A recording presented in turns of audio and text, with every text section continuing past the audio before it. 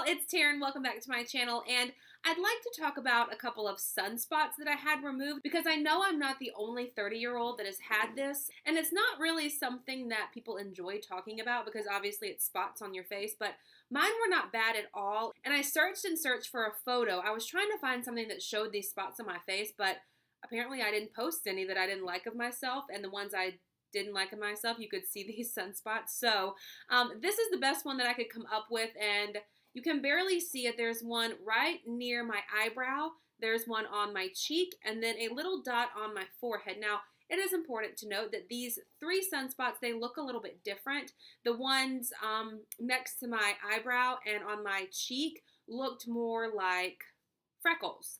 Like, I don't know how to describe it, but they looked more like they were flat, they weren't raised, and it looked like a larger freckle. Now, I already have freckles on my face, so I knew when these looked different. And then the third one, which was right up here on my forehead, looked more like a mole. It was raised a little. So I live in the South. And in the South, we spend a lot of time in the sun. It's very hot, and I also have a pool. So every summer, I mean, really, honestly, between the months of probably April and October, I'm in the sun because we rarely have a cool winter. I kind of noticed them popping up towards the end of last year, and so I let them sit to kind of see what they were. And now that this summer is rolling around and I'm starting to get the pool ready and shop for swimsuits and everything, I really wanted to go and get them checked out. So I went to see my dermatologist and checked them out. They are not dangerous, so we're A-okay there. But he said, hey, I can freeze them off. And basically what that is it's a negative 70-degree like air gun. So he puts it up to your face, blows the super cold air into the spot that you want removed.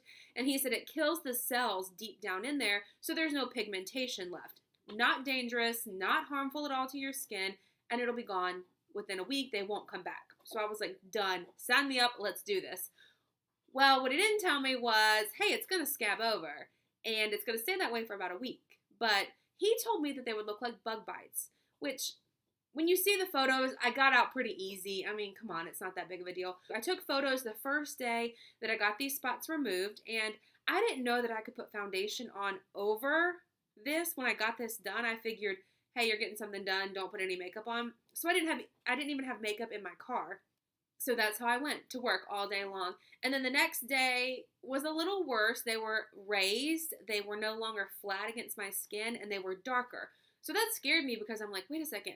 It's supposed to scab over and then go away. So what is happening?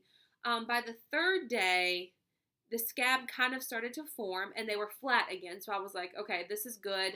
This is what's supposed to be happening. And then yesterday, this is really gross, so if you're squeamish, do not listen to this part.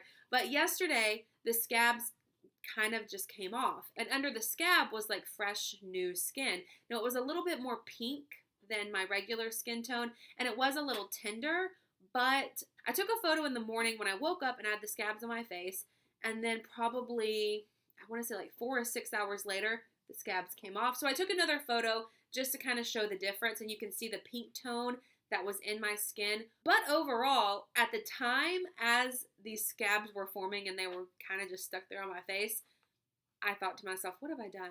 But now that it's all over, I mean, it was 4 or 5 days tops, and it's no big deal. I used to work in television, and I don't anymore, and I thought to myself, if I still worked in television, there'd be no way that I could go to work and do my job because these things on my face. And the days after the first day, I attempted to cover it up with foundation, and it looked like, obviously, that I'd covered a big mole with foundation, and it looked terrible. And I remember being so self-conscious and being so, like, embarrassed.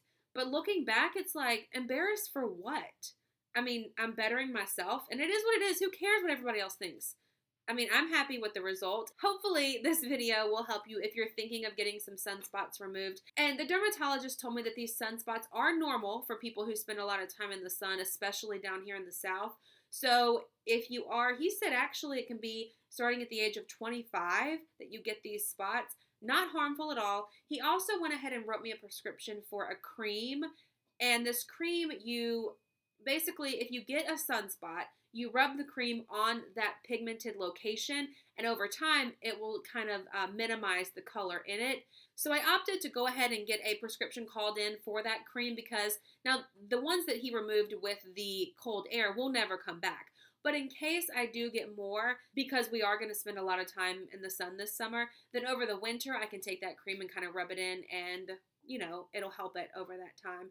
But I'm not opposed to getting it done again. I would get sunspots frozen off again in a heartbeat. It was easy. It was quick. It was not painful at all. I felt nothing. It was just cold. And my dermatologist was great. So I would highly recommend it again if you are thinking of doing this. So yeah, that's it. Thanks for watching. Hopefully you enjoyed this video. If you did, please give it a thumbs up. Make sure to subscribe. And I will see you in my next video. Bye.